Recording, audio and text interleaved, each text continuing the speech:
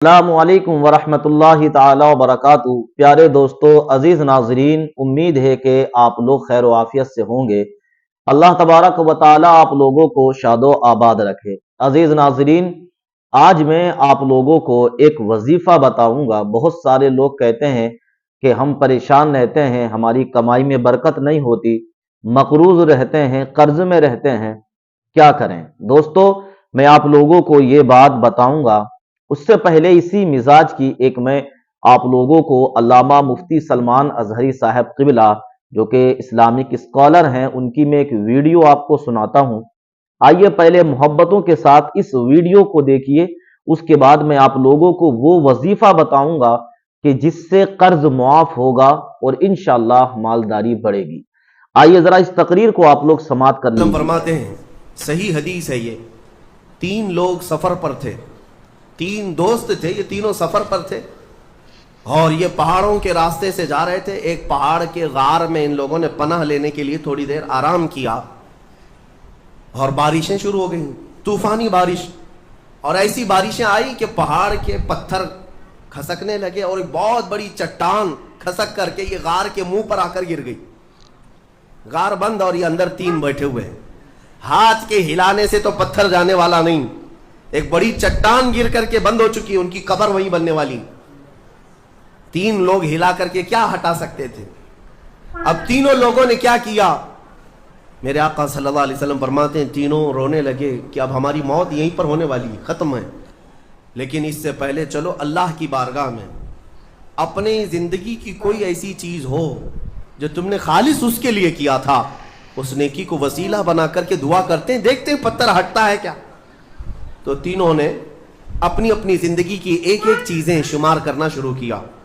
توجہ چاہتا ہوں، پہلے ایک بندہ سجدے میں گرتا ہے اور عرض کرتا ہے، مولا تو جانتا ہے میری ایک بوڑھی ماں تھی، ماں کی خدمت بہت کیا کرتا تھا، ماں کی بہت تعظیم کرتا تھا۔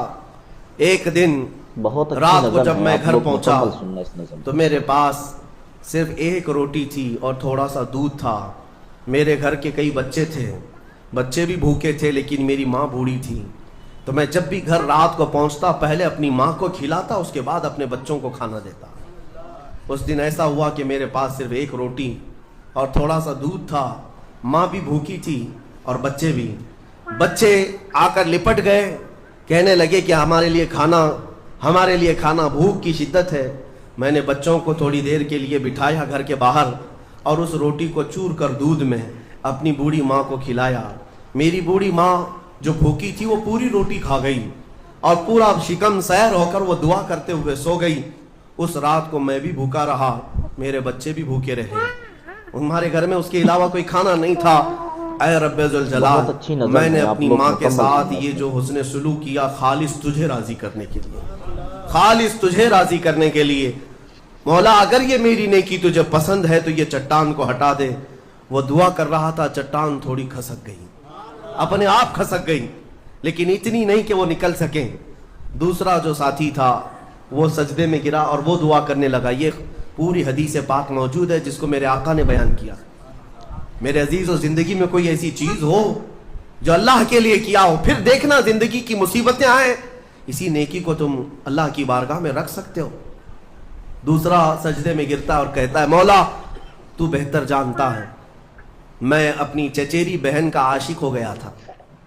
اس کی چچیری بہن تھی، چاچا کی بیٹی، عاشق ہو گیا اور ہم دونوں میں معاشقہ چلنے لگا، ایک دوسرے سے محبت کرنے لگے۔ بہت اچھی نظم ہے، ایک دن ایسا آیا کہ ہمارے گھر والے اور اس کے گھر والے سب باہر چلے گئے، ہم دونوں تنہا رہ گئے اور ہم دونوں ایک کمرے کے اندر آئے۔ ہم دونوں نے گناہ کرنے کا ارادہ کر لیا۔ شادی تو نہیں ہوئی تھی، نکاح بھی نہیں ہوا تھا، دونوں کھڑے ہوئے، گناہ کرنے کا ارادہ ہی تھا کہ ہم دونوں کو اچانک خیال آیا میرا رب دیکھ رہا ہے۔ ہم کپڑے اتارے اس کے سامنے جو ہمارے دلوں کے حالات بھی جانتا ہے، تو وہ میری چچیری بہن وہ بھی رونے لگی، میں بھی رونے لگا اور ہم ایک دوسرے کو ہاتھ نہیں لگائے۔ مولا اس زنا سے اور اس بدکاری سے اگر میں بچا تھا تو میرے رشتہ داروں سے ڈر کر نہیں، خالص تیری رضا کے لیے، کہ مولا کریم کے اس سلطنت کو میں اپنے گناہوں سے پامال نہیں کروں گا۔ تو جب یہ وہ کہنے لگا اور عرض کیا مولا اگر بہت میں اچھی وہ نظم رات ہے، آپ گناہ لوگ سے مکمل بچاؤں، سننا اس نظم کو۔ تیری بارگاہ میں میرا وہ بچنا پسند ہے تو اس چٹان کو تو ہٹا دے۔ حدیث پاک میں چٹان اور کھسک گئی۔ تیسرا شخص تھا، وہ سجدے میں گرا اور کہنے لگا اے رب ذوالجلال تو بہتر جانتا ہے میں ایک زمین اور جائیداد کا مالک تھا، میرے پاس کئی مزدور کام کیا کرتے تھے، اور ایک مرتبہ ایسا ہوا کہ میں مہینہ ختم ہوتے ہی سارے مزدوروں کو ان کی تنخواہ دے دیا کرتا۔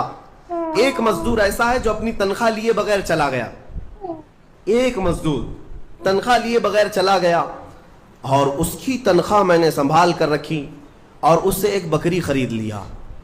میاں لوگ تو کسی کی سیلری ہو دبا کر کے کھا جائیں گے، اور یہ حدیث پاک میں جس کے لیے کہا جا رہا ہے وہ بندہ کہتا ہے میں اس کی پوری تنخواہ بہت سے اچھی ایک بکری نظم ہے، خرید آپ لیا، لوگ مکمل سنیں۔ بکری کو پالنے لگا، وہ مزدور آیا نہیں، وہ مزدور چلا گیا، مہینوں چلا گیا، بکری کو میں پالتا رہا، بکری نے بچے دی، بچوں کے بچے ہوئے، بچوں کے بچے ہوئے۔ اے رب ذوالجلال تو نے اتنی برکت دی کہ اس ایک بکری سے ایک پورا میدان کئی ہزار بکریاں بھر گئی، کئی ہزار بکریاں کئی سالوں کے اندر۔ وہ ان بکریوں میں نہ کسی کو بیچتا تھا نہ کسی کو ذبح کرتا تھا، سب بکریاں رکھا۔ کئی سالوں کے بعد اچانک وہ مزدور واپس آیا اور اس نے آ کر مجھ سے کہا کہ مالک میں آپ کے ہاں خدمت کرتا تھا، آپ کو یاد ہے کچھ سالوں پہلے میں نے اپنی تنخواہ چھوڑ دی تھی، ایک مہینے کی تنخواہ نہیں لیا تھا۔ تو میں نے اس سے کہا کہ ہاں مجھے اچھی طرح سے یاد ہے، اور اس کا ہاتھ پکڑ کر کے ان بکریوں کے ریوڑ کے پاس لے گیا اور کہا یہ تیری تنخواہ ہے، یہ پوری تیری تنخواہ ہے۔ بہت اچھی نظم ہے، اس آپ نے لوگ کہا میرے مکمل ساتھ کیا سنیں۔ مذاق کر رہے ہو مالک، میری تنخواہ اتنی ہے کہ اس زمانے میں ایک بکری بھی نہیں آ سکتی۔ اس نے کہا ہاں بالکل تو صحیح کہہ رہا ہے، لیکن اس زمانے میں ایک بکری خرید لی میں نے، اور اسی بکری سے اللہ نے اتنی برکت دی، اس میں میرا ایک بھی حصہ نہیں، تیری ان بکریوں کا دودھ تک میں نے نہیں پیا، صرف اور صرف تیرے انتظار میں، اور یہ ساری بکریاں تو لے جا۔ اور وہ مزدور خوشی خوشی اپنے پورے ریوڑ کو، آج کے زمانے کے وہ کئی لاکھوں کی بکریاں ہوں گی، وہ مزدور لے گیا۔ اب یہ بندہ کہتا ہے اے رب ذوالجلال میں نے یہ امانت اگر سنبھالی تھی تو خالص تیری رضا کے لیے، مولا صرف تجھے راضی کرنے کے لیے، ورنہ پیسے کھا جاتا تو کون کیا کر لیتا، وہ مزدور کون سا وصول کر لیتا۔ کہتا نہیں مجھے یاد نہیں، اب میں پہچانتا بھی نہیں، نہیں مولا میں نے تیری رضا کے لیے کام کیا، اگر تجھے یہ پسند ہے تو یہ چٹان بہت اچھی ہٹا دے۔ نظم ہے، آپ لوگ حدیث مکمل پاک سنیں۔ میں ہے اس نے جیسی یہ دعا کیا پوری چٹان ہٹ گئی، پوری چٹان کھسک کر ختم ہو گئی، ان کا راستہ صاف ہوا۔ پتہ یہ چلا، حدیث پاک کا یہ مفہوم ہے میرے عزیزوں۔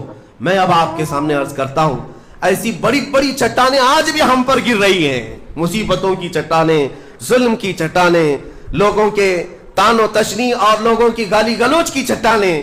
ان چٹانوں کو کھسکانے کے لیے تمہارے پاس اخلاص والی کوئی نیکی موجود ہے؟ رب تبارک و تعالیٰ کی بارگاہ میں کبھی یوں عرض کرتے کہ مولا میں نے خالصتاً ایک رات تیرے لیے کھڑے ہو کر پکارا تھا جب سب لوگ سو رہے تھے، میں صرف تجھے راضی کرنے کے لیے عبادت کیا، مولا اگر تو راضی ہے تو ان فلسطین کے بچوں پر رحم کر دے۔ ہمارے پاس ایسی کوئی چیز ہے جو ہم عرض کر سکیں؟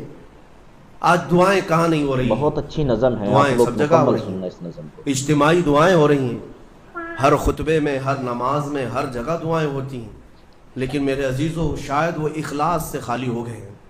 ایک بات یاد رکھنا، حرام لقمے پیٹ میں پڑے ہوں، حرام کمائی گھر میں پڑی ہو، تو حدیث پاک میں اس کی کوئی دعا آسمان تک نہیں جاتی، کوئی دعا آسمان تک نہیں جاتی۔